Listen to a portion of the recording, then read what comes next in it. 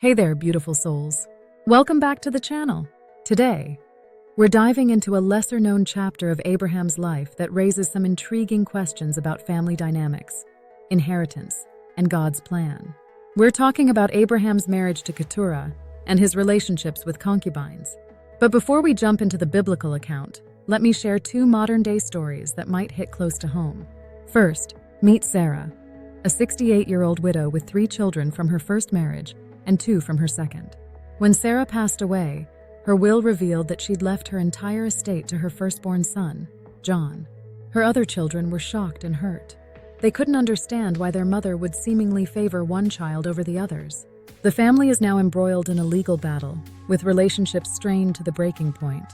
Now let's talk about Michael, a successful businessman in his 70s.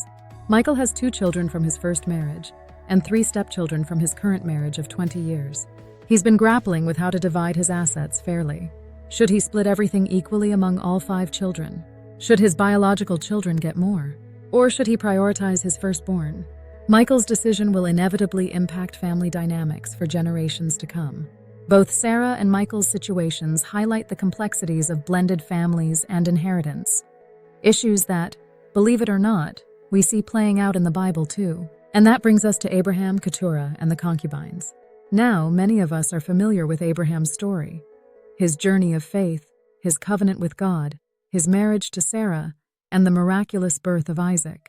But there's a chapter of Abraham's life that often gets overlooked. After Sarah's death, Genesis 25:1 tells us, Abraham had taken another wife, whose name was Keturah. This single verse opens up a whole can of worms. Who was Keturah? When exactly did Abraham marry her? And what about their children? Genesis goes on to list 6 sons that Keturah bore to Abraham. But here's where it gets really interesting. In Genesis 25:5-6, we read, Abraham left everything he owned to Isaac. But while he was still living, he gave gifts to the sons of his concubines and sent them away from his son Isaac to the land of the east. Now, let's pause here for a moment. This passage raises some pretty big questions. First, it refers to Abraham's concubines in the plural. We know about Hagar, who bore Ishmael, and now Keturah, but the plural form suggests there might have been more.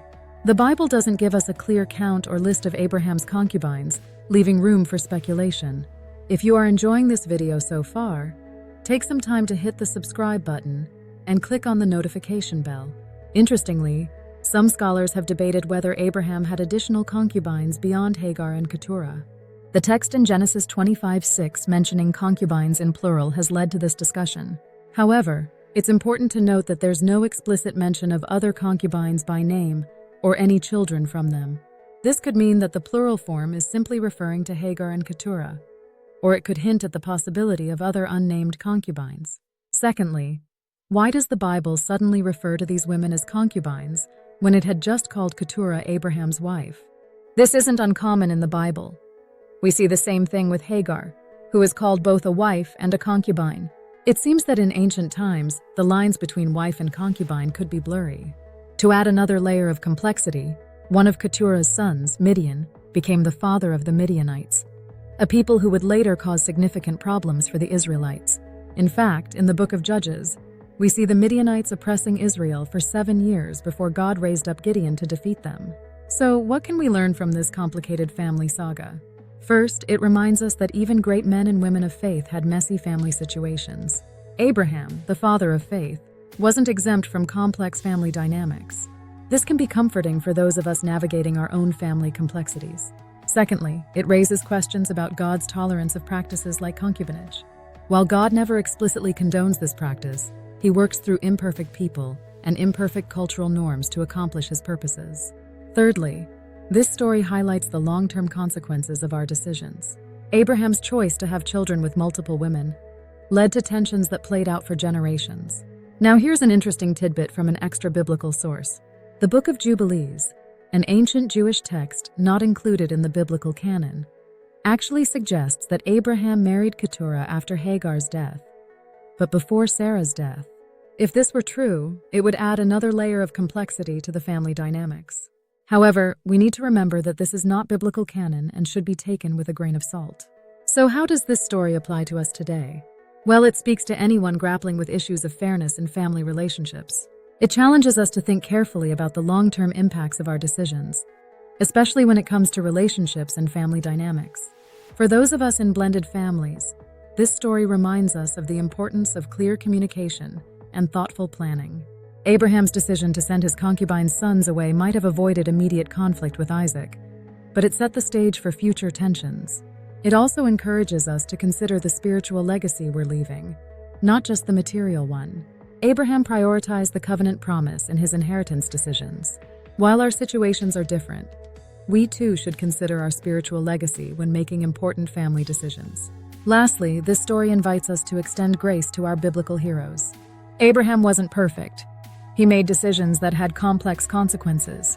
This reminds us that God uses imperfect people to accomplish his purposes. Ladies, Abraham's story with Keturah and his concubines is an invitation to grapple with tough questions about family, faith, and legacy. An invitation to consider the long-term impacts of our decisions. An invitation to trust in God's bigger plan, even when family situations get messy. So the next time you're facing a tough family decision, or grappling with issues of fairness and inheritance, remember Abraham.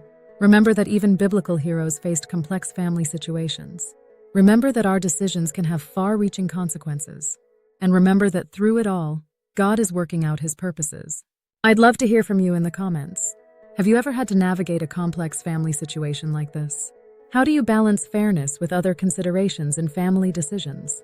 And hey, if you found this deep dive into a lesser-known biblical story helpful, don't forget to hit that like button, leave a comment, and subscribe to the channel.